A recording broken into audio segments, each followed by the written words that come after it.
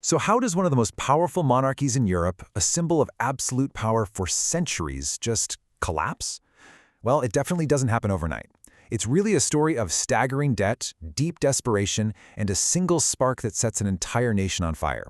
All right, let's get right into the story of how the French monarchy finally met its end. Just try to imagine this. You're King Louis XVI. It's the morning of July 15th, 1789, and a trusted duke wakes you up with some pretty shocking news from Paris. The Bastille, your massive royal fortress, has been stormed by the people. You're probably confused, maybe a little groggy, and you ask him a simple question. And that is the chilling reply he gives you. No, sire. It's a revolution. You know, that one-word correction.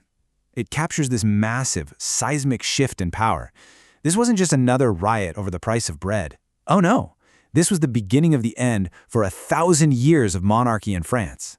But you have to understand, that moment was a long, long time coming. The revolution didn't just pop up out of nowhere. It was built on a foundation of decay, really. The whole kingdom was kind of rotting from the inside out. And the main reason? An absolutely staggering, almost unimaginable amount of debt. Yeah, the problem started way back in the early 18th century. These super ambitious wars under Louis XIV cost an absolute fortune. The War of the Spanish Succession alone, that cost 1.3 billion livres.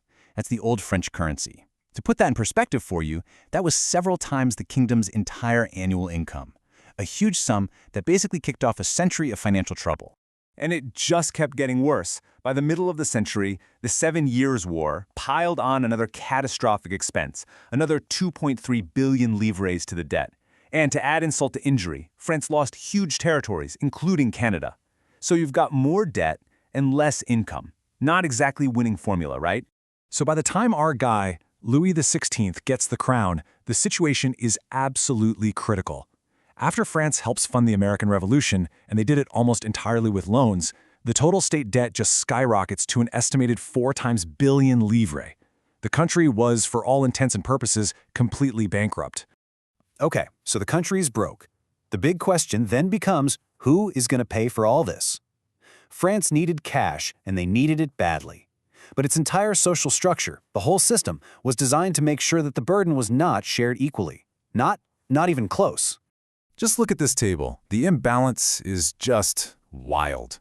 You've got the first estate, the clergy, and the second estate, the nobility. Together, they make up less than 2% of the population, but they own a huge chunk of the land and pay almost zero taxes. And then you have everyone else. The third estate. We're talking 26.5 million people, from rich bankers to poor peasants who had to carry pretty much the entire tax burden for the whole nation. And this is what that looked like in real life. The privileged few, they enjoyed exemptions, collected their own fees, and held all the power. Meanwhile, the vast majority were getting crushed by taxes on literally everything, from their land to the salt they needed to preserve food. They were facing starvation when the harvests were bad, and they had absolutely no say in how their country was being run. The system was just fundamentally, completely broken. So, with an empty treasury and a restless, hungry population, King Louis XVI was really backed into a corner. He ends up making a decision that he thinks is going to solve all his money problems. But instead it lit the fuse of revolution. He calls a meeting of the Estates General, the first one in 175 years. But the third estate, they immediately realized the whole thing was rigged. See, each estate only got one vote, even though the third estate represented 98% of the people. So totally fed up, they took a really radical step. On June 17th, they just declared themselves the new government of France, the National Assembly. And when the king literally locked them out of their meeting hall, they just moved to a nearby tennis court and swore an oath to write a new constitution. The king's authority was now being directly challenged. So you have this political standoff, right? But out on the streets of Paris, tensions were just boiling over because of food shortages. The king moves troops into the city, and people start to get really scared, thinking a crackdown is coming. They decide they need to arm themselves, and they set their sights on a huge, dark symbol of royal tyranny. The Bastille. You know, the crazy thing is its symbolic power was way, way bigger than its actual importance. At the time, the fortress held only 7 prisoners, 4 forgers, 2 guys who were declared insane, and 1 aristocrat who was locked up by his own family. But to the people of Paris, it was the ultimate symbol of the king's oppressive power. So on July 14th, they stormed it, and the fall of the Bastille became the true flashpoint of the French Revolution.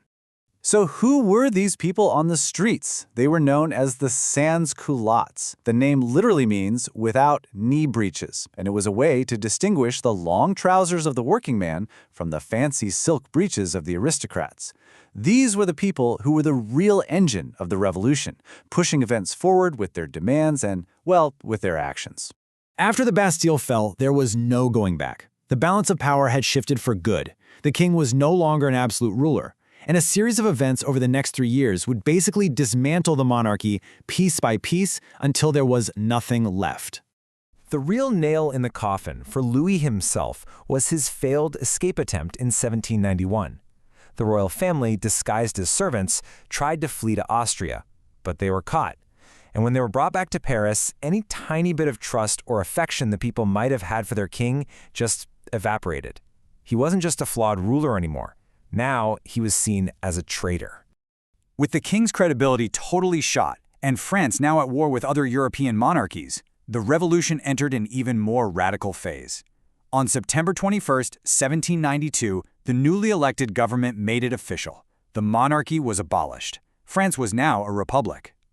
But just abolishing the title? That wasn't enough for them. The former king, now called Citizen Louis Capet, was put on trial for treason. The verdict came back guilty. On January 21, 1793, he was executed by guillotine in the middle of Paris. His wife, Marie Antoinette, followed him to the scaffold later that October. The break with the old world was now total, and it was bloody. I mean, the downfall of the monarchy unleashed these massive changes. The entire feudal system was just dismantled. The church's immense power and wealth were seized by the state, and you had these new ideals of liberty, equality, and fraternity being shouted from the rooftops, ideas that would end up reshaping not just France, but the entire world. But all this chaos and violence also created a huge power vacuum, one that would soon be filled by a little-known general named Napoleon Bonaparte. So, in the end, the story of the monarchy's fall is really about a system that refused to bend until it finally broke. The death of the king marked the end of a whole era, but it also unleashed these new, violent, unpredictable forces, leaving France and the rest of the world to grapple with a very big question: what exactly was born in his place?